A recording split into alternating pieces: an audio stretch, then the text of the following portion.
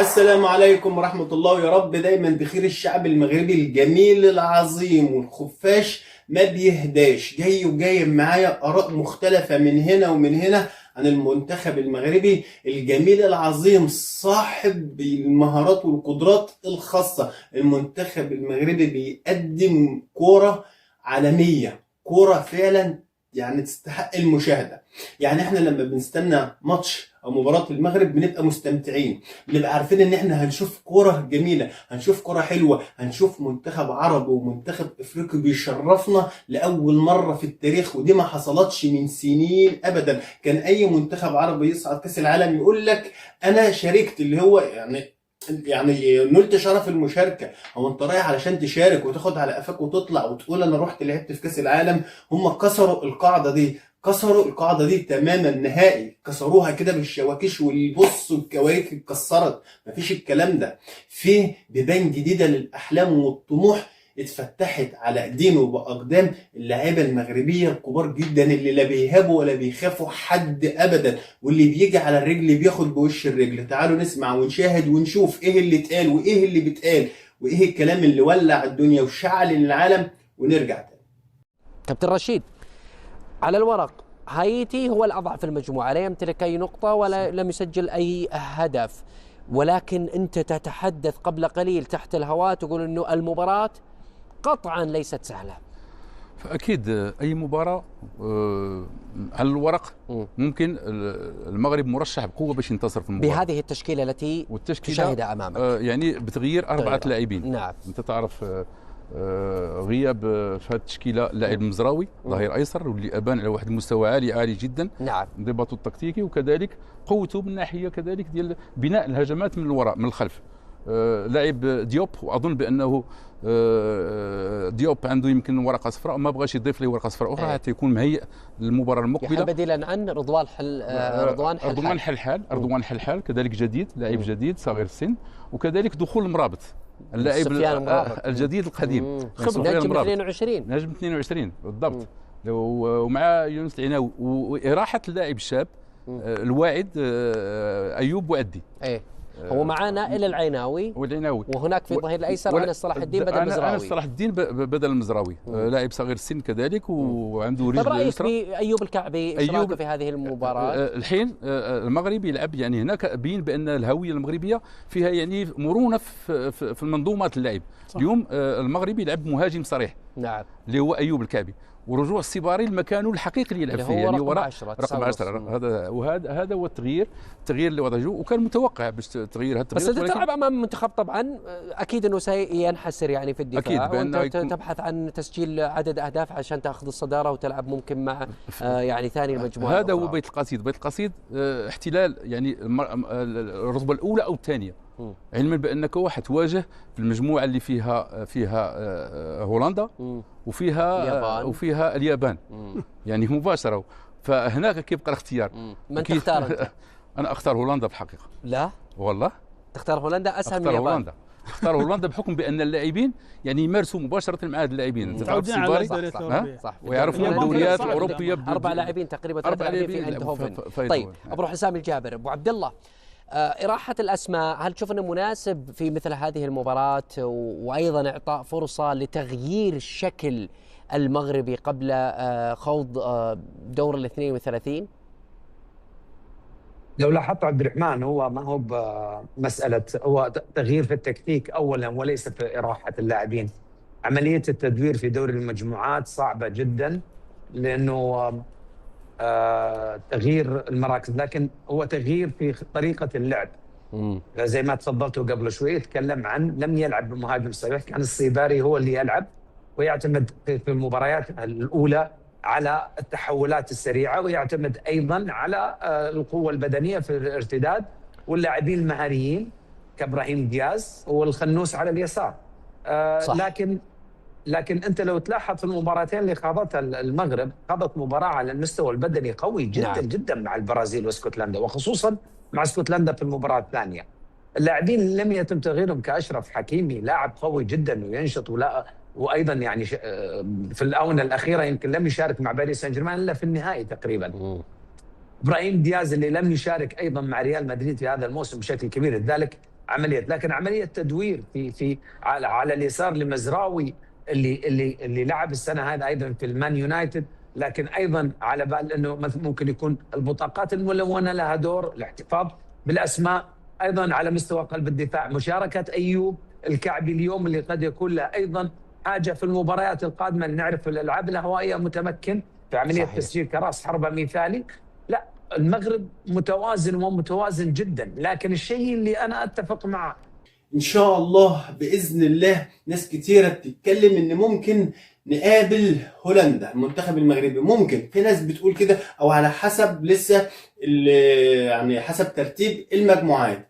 انا بقول لكم من خلالي هنا ان شاء الله باذن الله، احنا شفنا في قطر قبل كده المنتخب المغربي يعني ما هموش حد، بينزلوا يلعبوا كوره واثقين في نفسهم، واثقين في روحهم، واثقين في بعض. منتخب بيلعب كوره جماعيه جميله جدا، ووقت المهارات الفرديه بتبان القدرات الخاصه، ما بيعتمدوش اسامي ابدا، مفيش رهبه، مفيش خوف من اي منتخب مهما كان اسمه، هم قدها وقدود ان شاء الله باذن الله. بس انتوا قولوا يا رب. تعالوا نسمع ونكمل ونرجع تاني.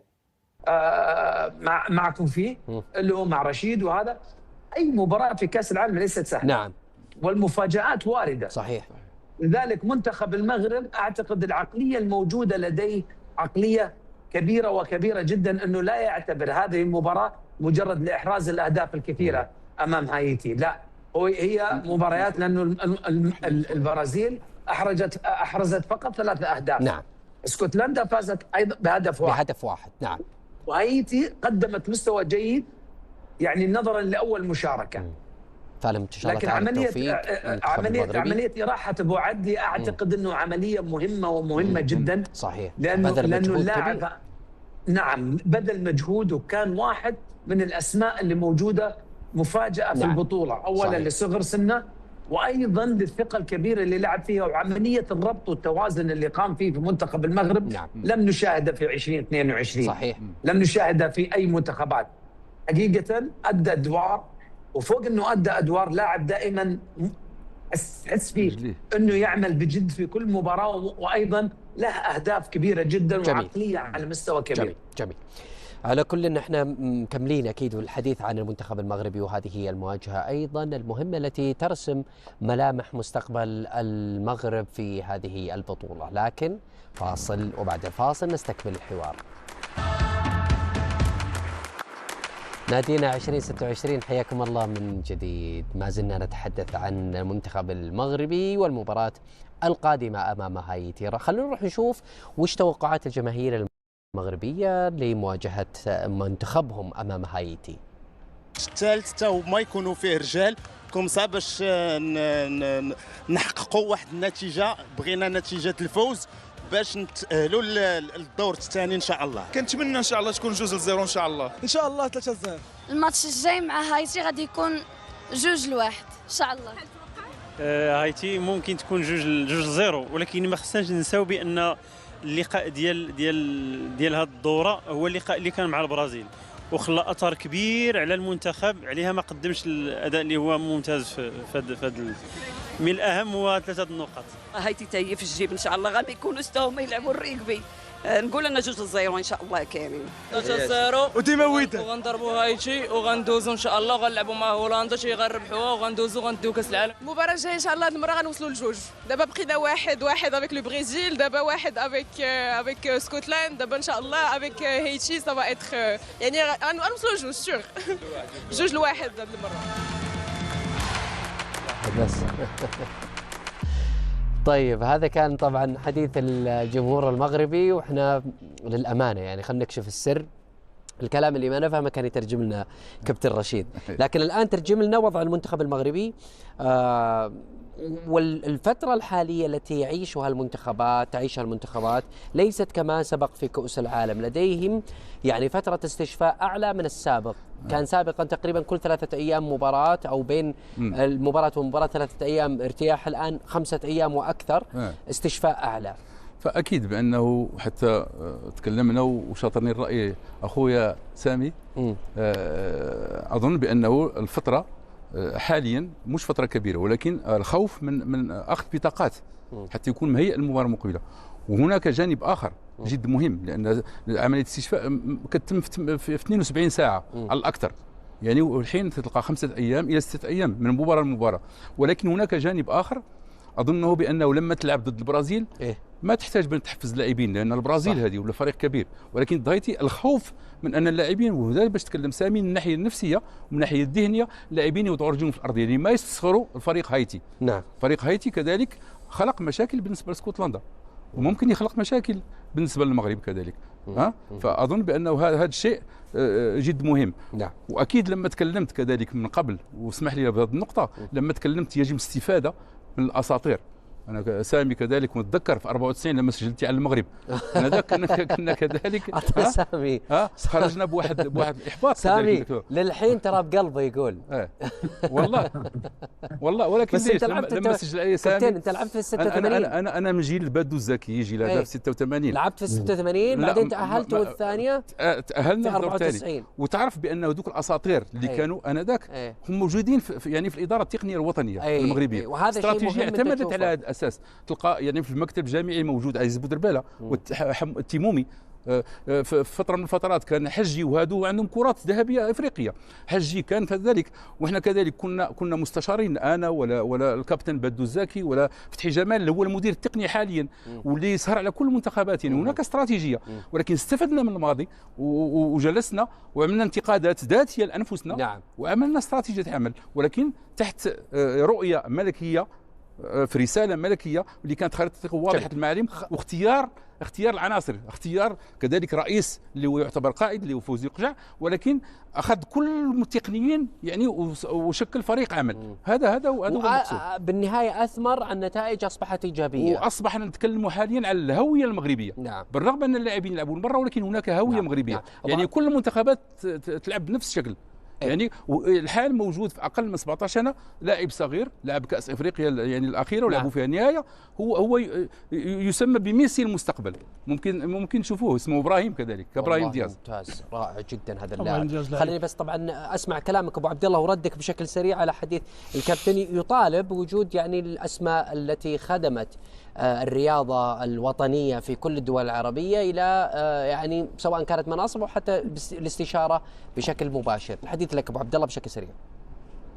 ما تحدث به الأخ رشيد هو معمول في يعني في المغرب على وجه الخصوص، ولا أعرف ما هو معمول فيه في باقي الدول، لا في تونس ولا موجودة في السعودية ولا موجودة في قطر، ما أعرف، بس إنه الآن ينقل لنا صورة.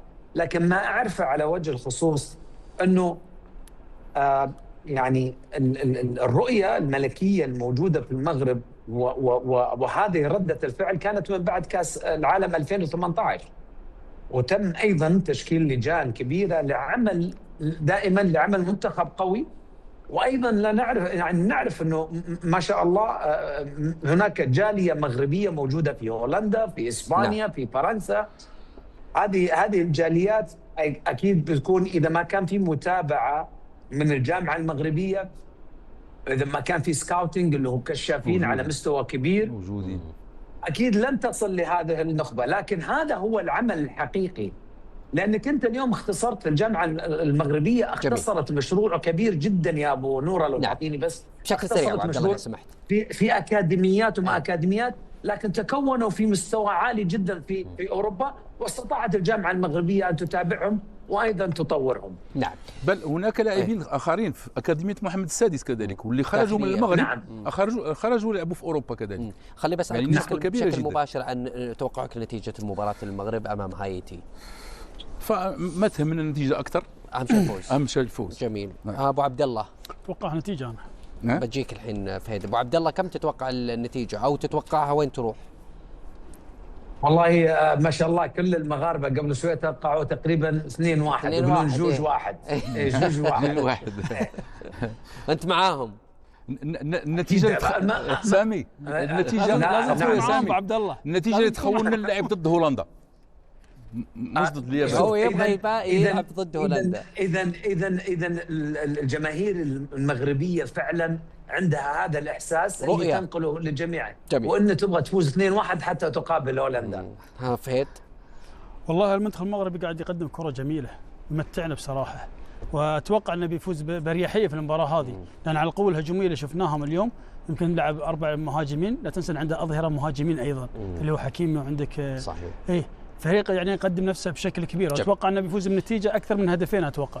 جميل. احنا طبعا في ذات المجموعه الثالثه من مونديال 2026، وفي ذات التوقيت منتخب البرازيل يلتقي منتخب اسكتلندا على استاد ميامي في اخر مباريات دور المجموعات بالنسبه للمجموعه الثالثه. مع كل نسخه لكأس العالم في لاعبين يجب ولازم ان نستذكرهم ونستذكر ارقامهم اللي حققوها، بس او ضيوفي بشكل سريع جدا من هم الاساطير الذين لم يتكرروا على كأس العالم وظلوا في الذاكره. كابتن رشيد، اسم واحد في كأس العالم منذ بدايته حتى اليوم. اسمين لأنه اسم واحد لأنه عندنا الحين فيديو نبي نستذكره. أنا من الجيل القديم جدا يعني من مواليد 59 وشفنا بولي في السبعينات، ولكن لما جاء مارادونا أنا بالنسبة لي مارادونا كابتن فهد،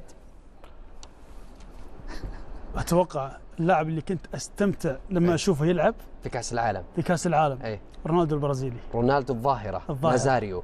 ابو عبد الله، اتفق مع فهيد تماما. اتفق معاه تماما. صديقك رونالدو محظوظ اني اشوفه كل يوم صراحه.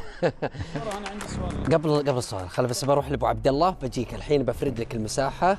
انا بروح لابو عبد الله وبقول للناس يا ريتكم تشوفون بس الابتسامه وهو قاعد يشوف الفيديو.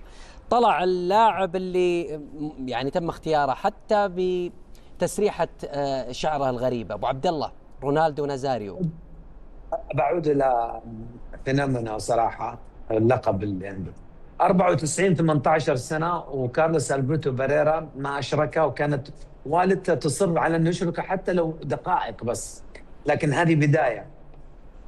ال 98 لو كان بحالته الصحيه خصوصا في المباراه، ونعرف القصه اللي حصلت لرونالدو قبل النهائي امام فرنسا، وكانت قصه مؤلمه جدا، ولم يكن بحالته الصحيه، كان قادر على انه يكون النتيجه عكسيه، او حتى لا تكون يعني قادر على انه يصنع شيء للبرازيل. ال 2002 وهذه هي حقيقه اعتقد انه اللحظه اللي كان عنده فيها تحدي كبير جدا مع اصابه، وعاد بكل قوه، وليست مجرد انه تسجيل اهداف. الرجل يعني قادر كمنتخب لوحده، يعني البرازيل كلها تكون عندها ثقه في لاعب، ولا اعتقد البرازيل مر عليها لاعب الى الان في هذا، سواء يمكن رونالدينو في لحظه في بعض اللحظات. في عام 2006 واتذكرها، وهذه اخر مشاركه له واخر مشاركه لي، لكن لم يكن في وضعه الصحي الطبيعي. صحيح. الوزن زايد بعد اصابات مدمره لاي لاعب، ومع ذلك يستطيع تسجيل 3 أهداف ويعمل الفارق المنتخب البرازيلي. لكن برضو على مشاركته للأندية وعلى مشاركته في عدة أندية، رونالدو ظاهرة لن تتكرر. يكفي طبعا انه اسمه ارتبط طبعا بهذا اللقب الظاهرة. سمى فهيد قبل ما اروح الفاصل. زين، انا عندي سؤالين لك. لي انا؟ اي سؤالين لك انت. انت الحين سالتنا من اللاعب اللي تشوفونه الافضل في كاس العالم. في كاس العالم. انا بسالك من اللي تشوفه انت، وابي افضل لاعب عندك في الدوري السعودي. انا والله شوف، انا بالنسبه لي افضل لاعب في كاس العالم برافو عليك. شوف، افضل لاعب يمكن عشان الاجيال اللي انا عاصرتها واللي أدخل على قلوبنا كسعوديين السرور، سامي الجابر أفضل لاعب في كأس العالم. هذه صفقوا عليها هذه الدوري السعودي. والله اللاعبين أساطير كثير كلهم على العين. من اللاعب ما نقدر نقول شيء صراحة. ما استفدوا منه في الاتحاد؟ مين؟ سامي الجابر؟ ليت والله. هو وبقية النجوم بلا شك أنه يجب الاستفادة منهم، الموجودين فيهم الخير والبركة. نعم. ولكن أيضا يعني الاستفادة ما زالت، يعني الباب مفتوح للجميع. يجب أن يتم الاستفادة من كل الكفاءات الوطنية في كل المجالات. فاصل، وبعد الفاصل نستكمل الحوار. نادينا 2026 حياكم الله من جديد. نروح معكم إلى مدينة كانساس مع موفدنا زكريا مستوي، واللي راح يطلعنا على آخر أخبار المنتخبين التونسي وكذلك أيضا الجزائري.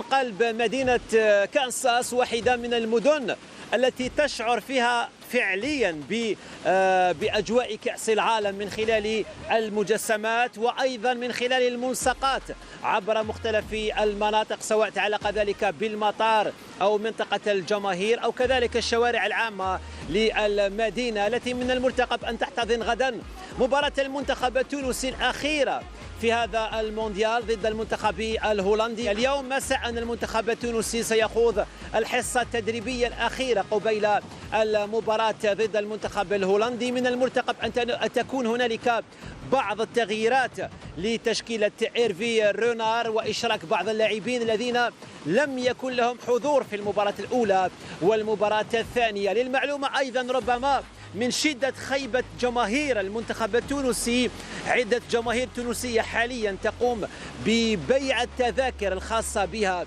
في هذه المباراة، بيعها للجماهير الهولندية التي ستكون كبيرة جدا في هذا الموعد. المدينة كذلك من المرتقب أن تحتضن المباراة الأخيرة للمنتخب الجزائري في دوري المجموعات ضد المنتخب النمساوي، في مباراة ستكون تاريخية بين المنتخبين. من المرتقب أن تشهد حضور جزائري كبير لمختلف عشاق المنتخب الجزائري، وكذلك دعم كبير من سكان هذه المدينة، سكان مدينة كانساس، وكذلك بعض الجماهير اللاتينية التي تريد وتشجع ربما المنتخب الجزائري أكثر من المنتخب النمساوي، خاصة والحادثة التاريخية التي كانت سابقا بين المنتخب الجزائري والمنتخب النمساوي.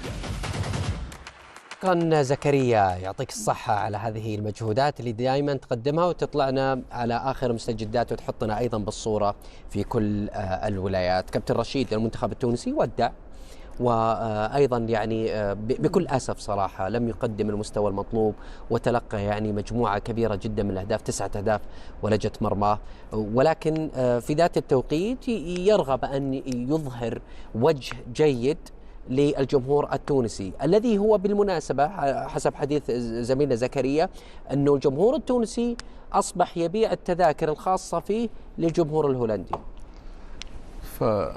هذا شيء مؤسف محبط ومحبط كذلك. هذا عدم الثقة اللي أصبحت في الجمهور التونسي، ونحن كنعرف يعني الكرة التونسية في عهد يعني الأساطير الكبار على رأسهم الحارس عتوقة، طارق دياب، وأظن بأنه هذا الشيء يعني يؤسف كثيرا وكثيرا جدا.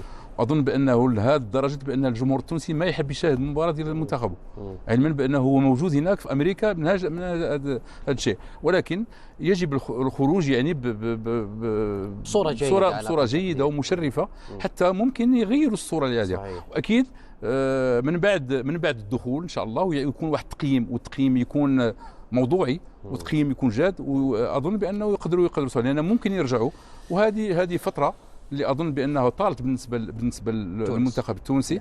يجب يعني كما يعني نقدروا نقول تصحيح الوضع بواحد الشكل جذري من الأساس، كما تكلمنا في السابق وسامي يمكن قالها بشكل مستفيض. هذا هو الحل بأنه يجب يعني دائرة مستديرة، والنقاش يكون نقاش حاد وفاد كذلك استراتيجيه، وباش يمكن وضع كل انسان مناسب في مكان مناسب من اجل يعني تحقيق نتائج طيبه، نتائج اللي تليق بمستوى المنتخب التونسي اللي ابان على واحد المستوى عالي. يعني في كاس العالم 78 شفناها كذلك بلاعبين كبار، وكذلك حتى على الصعيد الافريقي وعلى الصعيد العربي. فتونس دائما تعطينا لاعبين على واحد المستوى عالي، وكذلك حتى مدربين على مستوى عالي. ان شاء الله تعالى تكون يعني الايام المقبلة لتونس أفضل بمراحل عما كانت عليه في بطولة كأس العالم الحالية.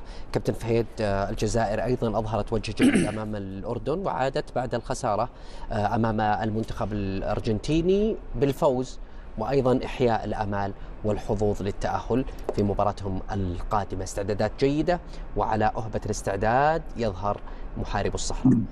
أعتقد أن هذه مباراة جدا مهمة بالنسبة لهم، يعني الفوز هو الأمل الوحيد، يعني فوزهم يأهلهم للدور الثاني. وأعتقد أن المنتخب الجزائري ما راح يفرط في المباراة. مباراة يعني أنا أشوفها مش سهلة، ولا تقول المباراة اللي راح تخسر فيها يعني مباراة قادرة وبين ايديهم، عندهم نجوم، عندهم لاعبين قاعدين يقدمون نفسهم بشكل كبير، المنتخب الجزائري. لكن انت تحتاج الروح والاصرار اللي شفناه في المباراة اللي طافت. مباراة الاردن قدموا مباراة كبيرة للامانة، رغم انهم خسرانين تقدموا في المباراة وسجلوا هدف اخر دقيقة، لكن لعبوا مباراة كبيرة امام منتخب الاردن، لكن عندهم لاعبين موهوبين قاعدين يقدمون نفسهم. منتخب الجزائر اتوقع ان المباراة الجاية منتخب الجزائر راح يقدم نفسه بشكل كبير، ونتمنى اكثر من منتخب عربي راح يكون موجود في الدور الثاني، ونتمنى لهم التوفيق. واعتقد ان الجزائر لو صعدوا للدور الثاني راح يكونون